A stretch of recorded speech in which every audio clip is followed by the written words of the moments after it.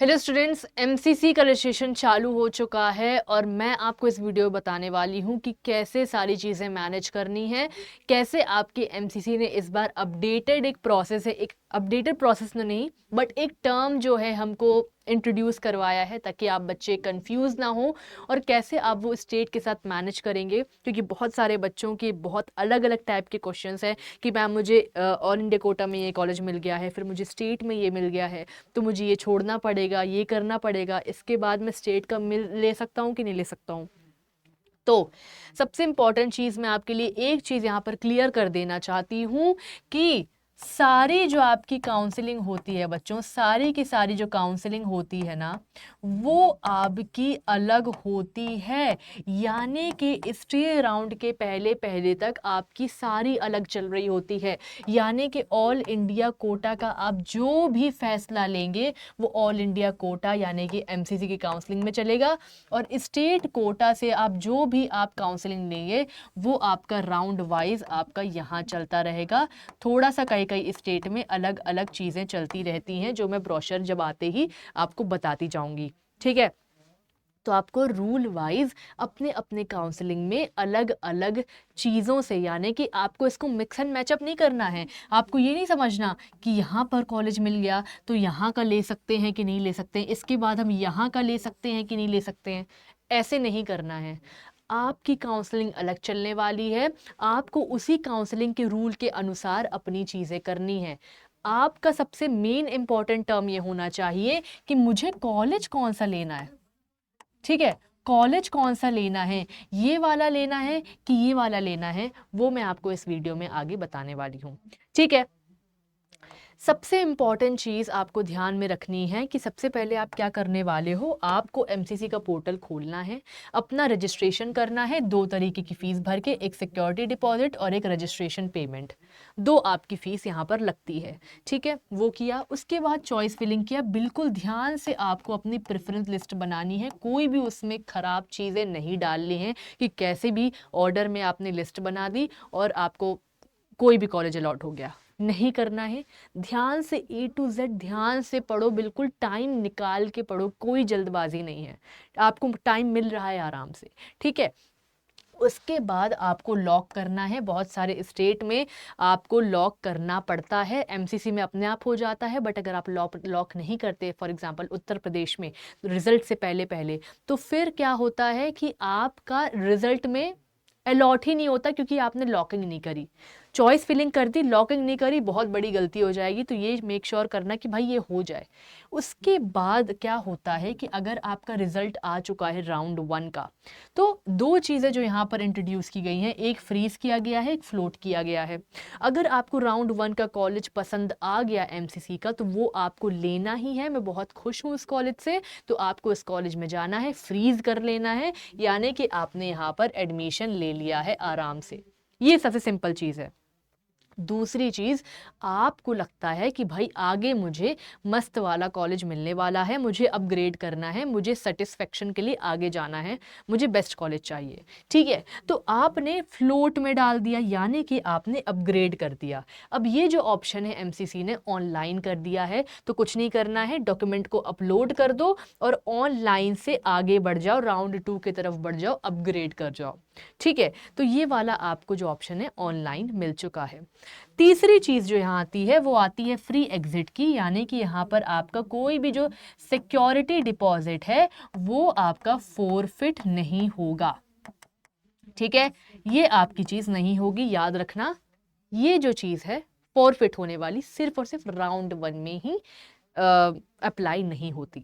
मतलब कि यहाँ पर आपको फ्री एग्जिट है, यानी कि आप छोड़ भी देते हो ना कॉलेज, यानी कि जो मुझे कॉलेज मिल गया उसको मैंने छोड़ दिया, उसको मैंने अपग्रेड में नहीं डाला, उसको मैंने छोड़ दिया, तो आप वो छोड़ सकते हो और उसमें आपको पैसा भी आपका नहीं जाएगा, आपकी सिक्योरिटी मनी आपके पास आपके सामने से कहीं नहीं जाने वाली, ठीक है। ये आप सभी जानते हैं कि भाई राउंड 1 में मुझे सिक्योरिटी मनी का कोई भी कमी नहीं होगी, मतलब कि नहीं जाएगी, मेरे हाथ से नहीं जाने वाली सिक्योरिटी मनी। अब क्या होगा, स्टेट का राउंड 1 चालू हो जाएगा एमसीसी के जस्ट बाद। ठीक है, कुछ के चालू हो चुके हैं, कुछ के मतलब होने वाले हैं। ठीक है, साथ ही साथ चालू रहता है। ठीक है, अब राउंड 1 के अब चालू हो चुका है आपका। अब क्या करना है कि भाई ऑल इंडिया कोटा में करें, उसमें आपने चलो फॉर एग्जांपल जिसने एडमिशन ले लिया वो तो खुश हो गया। अब जो अपग्रेड करने वाला इंसान है उसने राउंड 2 में अपग्रेड कर लिया, पर वो ऑल इंडिया कोटा एमसीसी में किया। अब भैया आओ अपना स्टेट राउंड में। स्टेट राउंड में मुझे एक कॉलेज मिल गया।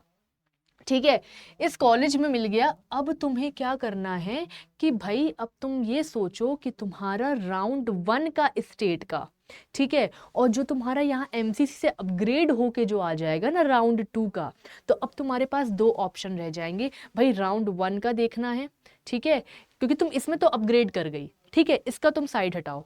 अब तुम्हें स्टेट का देखना है भाई कि तुम स्टेट के इस कॉलेज से खुश हो। तुम्हें ये डिसाइड करना है। खुश हो तो ठीक है, नहीं है तो आगे बढ़ोगी, अपग्रेड कर जाओगी। ठीक है, अगर खुश हो तो वहीं से ज्वाइन कर लो, एडमिशन ले लो। बट अगर वहाँ स्टेट में तुम राउंड 2 में जाना चाहती हो अब, तो तुम राउंड 2 के लिए अपग्रेड कर जाओगी। सिंपल सी बात है।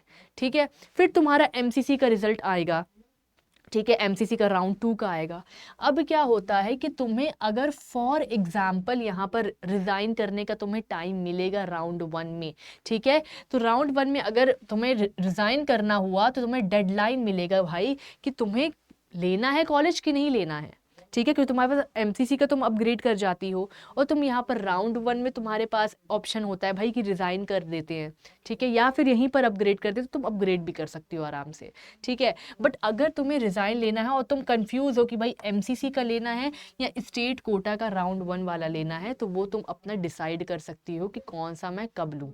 ठीक है, बट याद रखना सबका रिज़ाइन का डेट यहाँ पर लिखा हुआ होता है, उस डेट पे तुम रिज़ाइन कर सकती हो और आगे के राउंड में तुम आगे बढ़ सकती हो सिंपल तरीके से।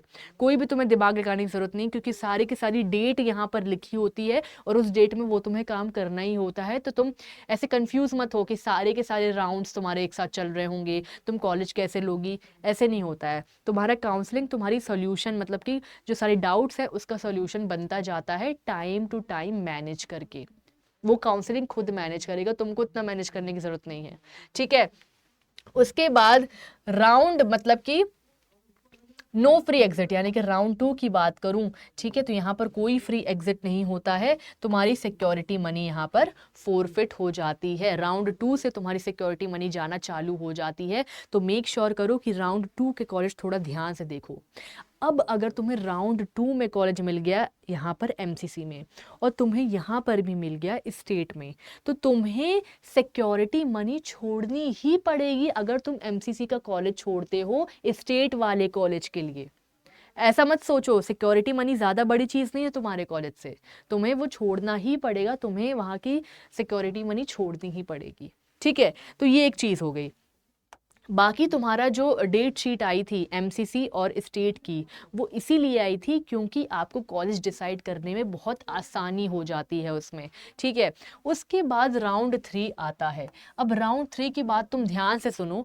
अगर तुम्हें एमसीसी में कॉलेज मिल गया, ध्यान सुनना, शुरू से ऊपर से देखना, अगर तुम्हें एमसीसी में कॉलेज मिल गया, चाहे वो अपग्रेडेड हो, चाहे वो तुमने फर्स्ट टाइम राउंड 3 में आए हो एमसीसी में, या तुम क्या बोलते हैं, या फ्रेश रजिस्ट्रेशन है तुम्हारे, यानी कि फर्स्ट टाइम मतलब कि तुम्हें पहली बार मिला है राउंड 3 में जाके, और फ्रेश मतलब कि तुमने अभी अभी एमसीसी में आई हो और तुम्हें अभी अभी ही मिल गया राउंड 3 में।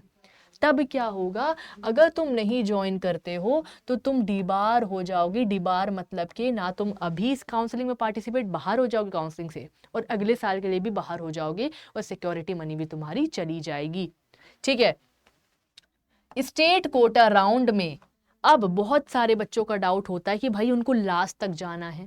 अब लास्ट में जाने के लिए अगर तुमको एमसीसी का कॉलेज छोड़ना है और तुम्हें स्टेट कोटा के राउंड 3 के कॉलेज में आना है, तो ये दिमाग में रखना कि अगर तुम एमसीसी को छोड़ रहे हो पूरा अच्छी तरीके से, बस तुम इतना ध्यान रखना, यानी कि तुम्हारी सिक्योरिटी मनी जाने वाली है, तुम डीबार होने वाले हो, और तुम स्टेट कोटा में पहुंच जाओगे एमसीसी को छोड़ के, और तुम स्टेट कोटा के कॉलेज में एडमिशन ले लोगे। ये होता है, ऐसे ही चलता है। और तुमको स्टेट कोटा के यहाँ पर तुम एडमिशन यहाँ पर ले लोगे। और जो पहले का कॉलेज है, पहले का कॉलेज यानी कि फॉर एग्जाम्पल तुमको राउंड 1 राउंड 2 में, या फॉर एग्जाम्पल राउंड 2 में तुम्हें कॉलेज मिला था और तुम अपग्रेड करके आ गई थी एमसीसी में, तो और तुम्हें कॉलेज नहीं मिला, तो तुम पुराना कॉलेज ही तुम ले लोगी। यानी कि राउंड 3 में तुम्हें एमसीसी में कॉलेज नहीं मिला, तुम पुराना कॉलेज ही ले लोगी जो भी तुम्हें पहले मिला होगा, तुम इनमें ले लोगी जो तुम्हें पहले मिला होगा। ठीक है, तो वो तुम्हारे पास सीट रहेगी जब तक तुम्हें आगे कॉलेज अलॉट नहीं होता। समझ में आई चीज़? समझ में आई? जब तक आगे तुम्हें सीट अलॉट नहीं होगी तुम्हारी पुरानी सीट कहीं नहीं जाने वाली, ये सच बात है। ठीक है, तो बहुत सारी चीज़ें होती हैं जो हमें ध्यान में रखनी होती हैं। और बहुत सारे बच्चों के क्वेश्चन होते हैं, मैम कि इसमें ये वाला कॉलेज मिल रहा है, फिर यहाँ भी ये कॉलेज मिल रहा है। तो तुम ऐसे मत सोचो, क्योंकि वो तुम्हें कंफ्यूज ही करेगी। सबकी टाइम है, सबकी डेट शीट में डेट है, रिज़ाइन करने की डेट है, क्योंकि तुम हर एक राउंड में सॉर्ट होते चले जाओगे। मतलब कि सब चीज़ें तुम्हारी अच्छे से मैनेज करेगा टाइम मैनेजमेंट जब आपको मिला रहता है ना दोनों काउंसलिंग में, तो आपको अपने आप समझ में आता है कि हाँ ऐसे वर्क करता है। तुम पहले से मत सोचो कि मैम इसमें ये मिल जाएगा, फिर उसमें मिल जाएगा, तो फिर इसमें अलग में हम 2 कॉलेज लिए रहेंगे क्या? नहीं, ऐसा नहीं होता है। सबके टाइम में आपको देखना होता है, नहीं तो अपने आप आपकी सीट वहाँ से छूट जाती है। उसकी कोई दिक्कत की बात नहीं है, आपको कुछ भी करने की वहाँ ज़रूरत नहीं है। ठीक है, तो ये रहा वीडियो। और इस वीडियो में हमें मेनली मैं ये समझाने की कोशिश कर रही हूँ आपको कि बहुत सारे रूल्स होते हैं, बट सबसे इम्पॉर्टेंट रूल आपका ये बताया है मैंने कि फ्रीज और फ्लोट क्या होता है। और तीसरी चीज़ ये कि आपका जो डिबार सिस्टम है एमसीसी का, वो आपको छोड़ना ही पड़ेगा अगर आप राउंड 3 के स्टेट के राउंड में आना चाहते हैं, यहाँ पर कॉलेज लेना चाहते हैं, तो एमसीसी को भूलना पड़ेगा। ठीक है, तो ये वीडियो था। और बहुत सारे डाउट्स और होते हैं जिसको केटर करने के लिए हमारे पास बैच है। अगर आप चाहते हैं कि कंफ्यूजन में ना फंसें और आपके पास जो काउंसलर है वो हमेशा रहे और आपका रिप्लाई देता रहे, तो ये 1-to-1 काउंसलर है जिसमें आपको चैट सपोर्ट मिलने वाला है। ठीक है, चैट सपोर्ट यहाँ पर आपको मिलने वाला है और 30 मिनट में आपको चैट भी मिलेगा और आपको 30 मिनट का टॉक टाइम पूरा मिलने वाला है, जिसमें आप अपने काउंसलर से बात करोगे, सारे के सारे डाउट यहाँ पर क्लियर करोगे। प्राइस पॉइंट ये हैं जो कि काफ़ी ज़्यादा कम है।